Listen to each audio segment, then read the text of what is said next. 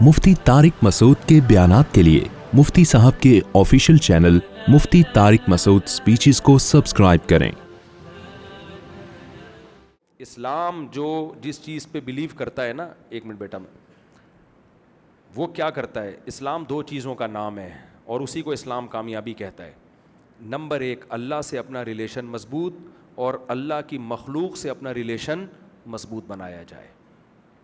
گورے کے ہاں ریلیشن نام کی کوئی چیز نہیں ہے، وہ انڈیویجولزم کے قائل ہیں وہ لوگ۔ ہر آدمی انڈیپینڈنٹ، ہر آدمی کیا ہے؟ انڈیپینڈنٹ۔ ان کے ہاں پڑوسیوں کے حقوق نہیں ہوتے، ان کے ہاں ماں باپ کے حقوق نہیں ہوتے، ان کے ہاں دو قسم کے حقوق ہیں، تین قسم کے، جانوروں کے حقوق، ویمن رائٹس، ہیومن رائٹس، انسانوں کے حقوق، عورتوں کے حقوق، اور بولو جانوروں کا۔ سمجھ رہے کہ نہیں سمجھ رہے؟ اچھا، اب ان سے پوچھو عورتوں کے حقوق، ماشاءاللہ کیا حقوق ہیں جی خواتین کے؟ خواتین کے حقوق یہ کہ آپ تمیز سے بات کریں ان سے، اس کی مرضی کے بغیر ٹچ نہ کریں اس کو، کرنٹ لگے گا آپ کو بہت زور سے۔ اور کیا حقوق ہیں؟ وہ جاب کرنا چاہتی ہے تو روکے نہیں اس کو۔ اور کیا حقوق ہیں؟ بس ختم، ٹوٹل حقوق کیا ہو گئے؟ بولتے کیوں نہیں؟ ختم، ٹوٹل یہی حقوق ہیں۔ اور اس سے ہم بڑے متاثر ہوتے ہیں، یار خواتین کے حقوق تو ویسٹرن کلچر میں ہے یار، کوئی چھیڑ نہیں سکتا کسی خاتون کو، کوئی چھیڑ نہیں سکتا۔ کسی مرد نے ذرا سا ٹیڑھی نگاہ سے دیکھا، فوراً پولیس بلاتی ہے اور پولیس اٹھا کے اس آدمی کو اندر۔ کیا رائٹس ہیں یار، واٹ آر رائٹس۔ جب کسی نے کسی کے رائٹ چھیننے ہوتے ہیں نا تو مبہم اور مجمل حقوق بیان کیے جاتے ہیں، سمجھ رہے ہیں؟ مثال کے طور پر ہم کہیں ہماری اسٹیٹ پاکستان ہے، پاکستان کے کیا حقوق ہیں، اور میں کہوں حقوق یہ ہیں کہ آپ پاکستان کو برا بلا نہ کہیں، تو یہ کوئی حقوق ہوئے؟ نہیں بھائی، حقوق کی ڈیفینیشن ہے، ملک میں اگر جنگ مسلط ہو تو ہم نے کنٹری کا ساتھ دینا ہے، اپنی جان کی پرواہ بولو نہیں کر۔ جب ڈیٹیل میں جائیں گے نا ایک ایک چیز، اس کو کہتے ہیں حقوق۔ کوئی اسٹیٹ کے خلاف آواز اٹھا رہا ہے، تبھی میں آج نوجوانوں سے کہتا ہوں، یہ جو سوشل میڈیا پہ، میں کوئی فوج کا بوٹ پالیشیا نہیں ہوں، جب بھی کوئی پازیٹیو بات کرتا ہے نا، لوگ پٹھو کہنا شروع کر دیتے ہیں، حکومتی پٹھو۔ ہمیں ملک سے محبت ہے، ہمیں نہ اسٹیبلشمنٹ سے نہ کسی سیاستدان سے، ہمیں سب سے پہلے کس کو بچانا ہے؟ کنٹری کو۔ آپ کے پاس کوئی اگر آلٹرنیٹ آرمی موجود ہے تو آپ اس کو گندا کرتے رہیں، آپ بولیں ہمارے پاس ایک اسپیئر میں ایک اور آرمی رکھی ہوئی ہے۔ اگر انڈیا سے بچانے کے لیے، دہشت گردوں سے بچانے کے لیے آپ کے پاس اس آرمی کے علاوہ کوئی آپشن نہیں ہے تو بھائی یہی ہمارا باپ ہے، پھر سمجھ رہے ہو؟ ہم لڑیں گے، اپنے مسئلے اپنے گھر میں بیٹھ کے حل کریں گے، انڈیا کو خوش ہم۔ ابھی سوشل میڈیا ہمارے کنٹرول میں نہیں ہے، ابھی جو کچھ پروپیگنڈا ہو رہا ہے وہ انڈیا اور را کر رہی ہے، وہ اسرائیل کر رہا ہے، ہم اس کے اہلِ کار بنے ہوئے ہیں۔ ہم آپس میں بیٹھ کے جو مرضی کریں وہ ٹھیک ہے، لیکن غیروں کو خوش نہ ہونے دو اس میں۔ پاکستان اگر ٹوٹ جاتا ہے، یہ برباد ہو جاتا ہے، تو یہ میرے اور آپ کے ہاتھ میں نہیں آئے گا، یہ اسرائیل کی گود میں جا کے گرے گا۔ اسرائیل نے عراق کو کھڈے لائن لگا دیا ہے، شام کو کھڈے لائن لگا دیا ہے، سمجھ رہے ہیں؟ اب کس کا نمبر ہے؟ پاکستان کا ہے۔ اور ہم خود اپنے ملک کے خلاف بھائی شخصیتوں سے محبت کرو، نفرت بھی کرو، محبت بھی کرو، اعتدال سے۔ اسٹیٹ پہ کوئی سمجھوتا نہیں ہو سکتا، سمجھ رہے ہو کہ نہیں سمجھ رہے؟ پہلے ملک ہے ہمارا، پاکستان ہے سب سے پہلے۔ لوگ کہتے ہیں نہیں، جب سب سے پہلے اسلام ہے تو پاکستان ہوگا تو اسلام ہوگا، میرے بھائی اسلام ہی ہمیں یہ کہتا ہے کہ اسٹیٹ کو بچانا سب سے پہلی ذمہ داری ہے۔ خیر میں کدھر سیاست کی طرف چلا گیا، جو بات کو جلدی سمیٹتا ہوں۔ تو اسلام ہاں گورا حقوق بیان کرتا ہے، ہیومن رائٹس، ویمن رائٹس، بس ویمن رائٹس کیا ہیں؟ تھینک یو سے بات شروع کرو، تھینک یو پہ ختم، اس کے علاوہ کوئی رائٹس نہیں ہے۔ گوروں سے پوچھو اگر آپ کا بھائی معذور ہے تو اس کے کیا رائٹس ہیں؟ کہ اس کا رائٹس یہ کہ گورنمنٹ کو فون کرو میرے بھائی کے لیے کچھ سنبھالے، کوئی بندہ بھیجے اس کو پالنے کے لیے۔ آپ کے ماں باپ اگر بوڑھے ہیں تو کیا کرنا ہے؟ گورا کہتا ہے ماں باپ اگر بوڑھے ہیں تو اولڈ ہاؤس والوں کو فون کرو، اس کو سنبھالو بھائی، یہ ریاست کی رسپانسبلٹی ہے، میرے ابا کو سنبھالنا کس کی رسپانسبلٹی ہے؟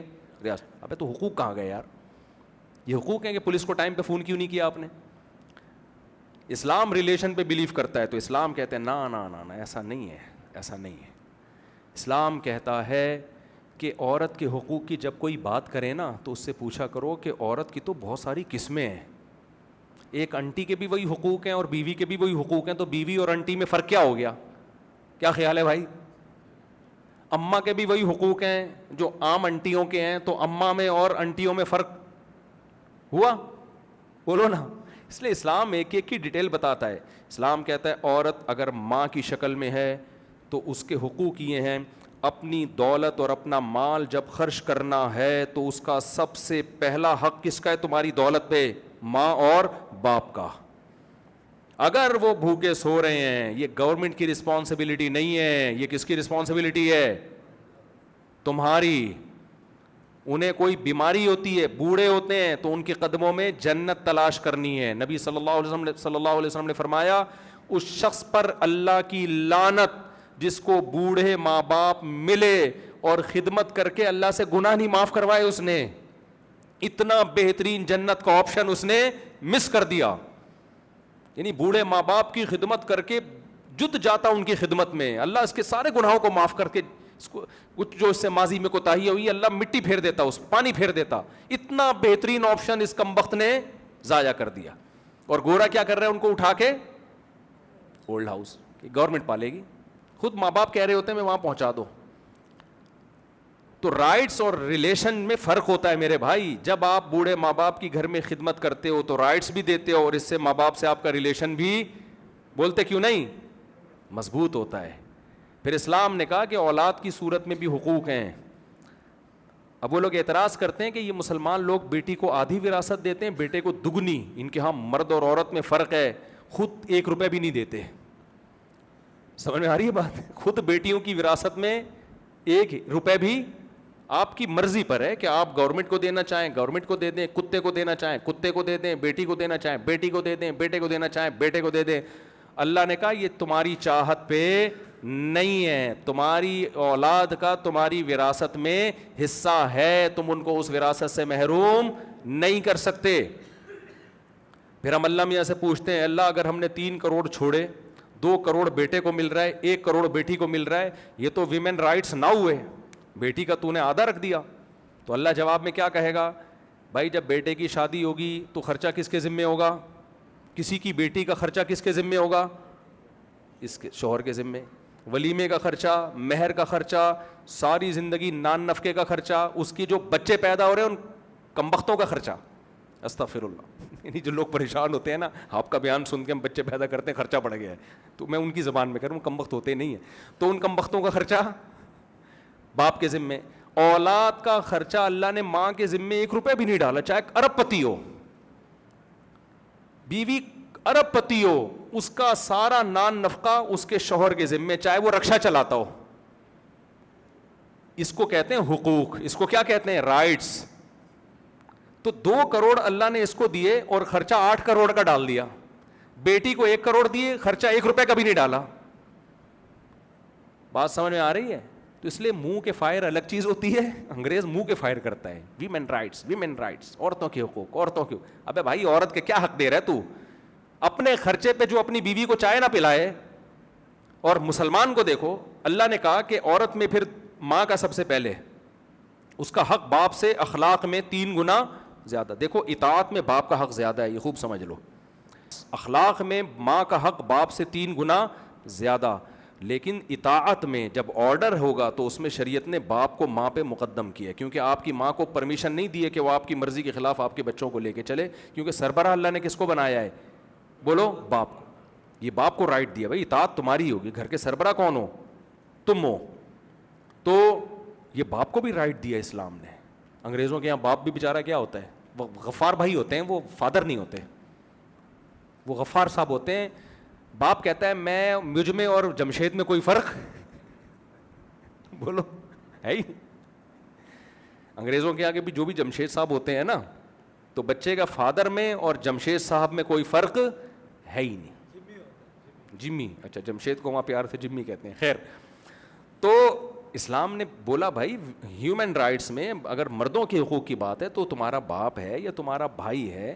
پھر بہنوں کے حقوق ہیں. نبی نے فرمایا جس نے 3 بہنوں کی کفالت کی تو اس کے لیے میں جنت کی ضمانت لیتا ہوں. 3 بہنوں کی کفالت. صحابی نے عرض کیا 2 کی, اگر آپ فرمائیں 2 کی بھی. تو بہن کی رسپانسبلٹی کس کی ہے, بھائی کے ذمے ہے, بھائی کے ذمے ہے. تو شادی کر کے بالکل بھول جاتے ہیں اس کے ساتھ سسرال میں کیا ہو رہا ہے. نہیں بھائی آپ کی ذمہ داری ہے. تبھی تو سالہ کا لفظ ہمارے یہاں بڑا مشہور ہے, انگریزوں میں سالے ہوتے ہیں, نہیں ہوتے, سالے ہمارے یہاں ہوتے ہیں. ان کو پتہ ہوتا ہے کہ یار میں اپنی بیوی کو تنگ کروں گا تو یہ تو کچھ نہیں کر سکتی, لیکن اس کے پیچھے بھائی بہت ہیں. اس کو نام ہی اتنا, ہاں ابے سالے بولتے ہیں اس کو پتا ہے کہ یہ فل ٹینشن ہے میرے لیے.